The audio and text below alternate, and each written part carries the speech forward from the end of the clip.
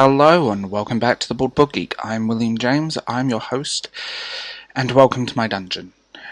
So, over the course of the years that I've been doing YouTube videos on books, I've read quite a few books that I've either hated, not loved, or just found bizarre. And I'm doing a series of these, so you'll get a list as we go. So here are 5 fantasy novels that in theory I should have loved and absolutely hated with sheer passion. For many reasons. So let's get into the show. Priory of the Orange Tree was a very overhyped book. When I read through it, it was the most generic, lazy, one-to-one fantasy novel I've ever read. It could have been anything. The only thing that made this so hyped was the fact that it was a female main character. Yay, feminism! It's so stunning and brave. This book was generic, boring, did nothing absolutely new. It was not the saving grace of fantasy that everyone said it was, that how amazing and game changer this book was.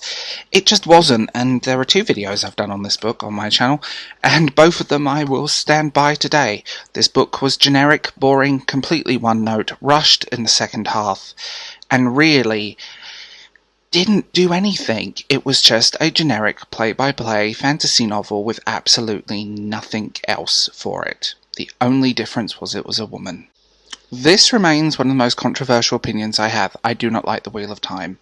Everyone told me, keep reading, it gets better. Once you hit book 3 or 4, it gets better. I didn't care about book 1, I didn't care about book 2, I didn't care about book 3, and I gave up on book 4.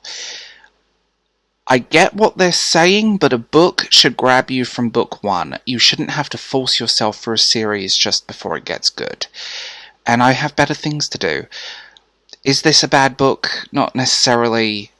Do I detest the characters? Do I really hate the world building? Yes. They just didn't do anything for me, and I found them a slog to read.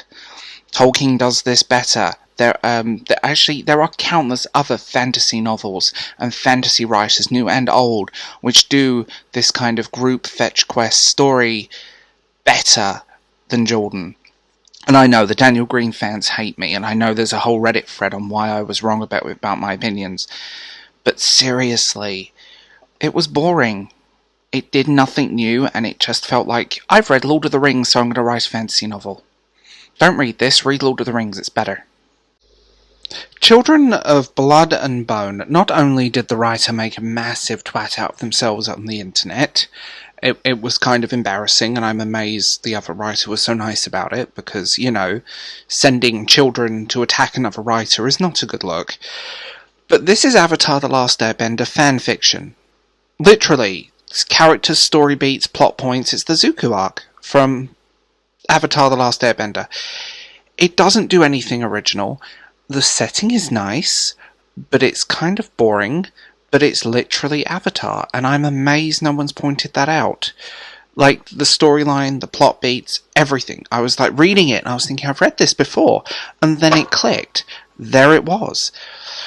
It was such a strange reading experience. She's also a very weak writer, and I did attempt just to read the sequel to see if there was any improvement, and I DNF'd on like chapter 3.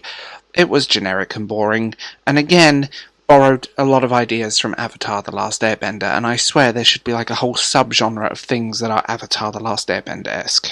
Shadow and Bone, and this is actually, I'm going to call out the writer's entire series set within this world.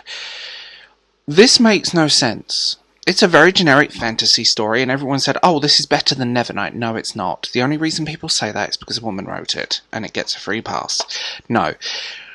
The characters feel unbelievable, you know, complex PTSD, I'm a badass with a reputation, and I'm a pirate type thing, and there we go, they're 19.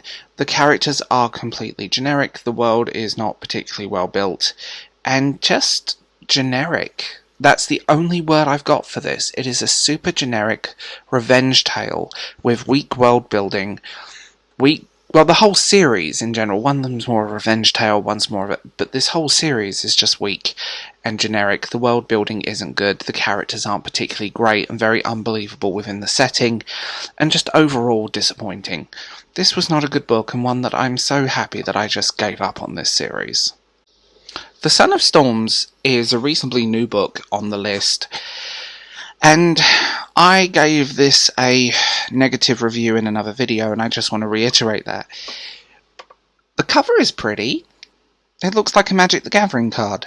That's the best thing going for it. The world building is weak, the character development is weak, the characters don't really do much, and you just feel like you're being dragged along for the ride. There's no incentive, there's no payoff, there's no guts to this, and it's a real shame because it's let down by so many good ideas. They're just extremely poorly executed to the point of frustration. I hope he gets better as a writer, but I don't see that happening, and I will give the sequel a miss. But this could have been good, and I don't get why it just fell apart on every level. Like I said, you felt like you were being dragged along for the ride, the character development was messy, it felt rushed in so many places, and too much happens with little payoff.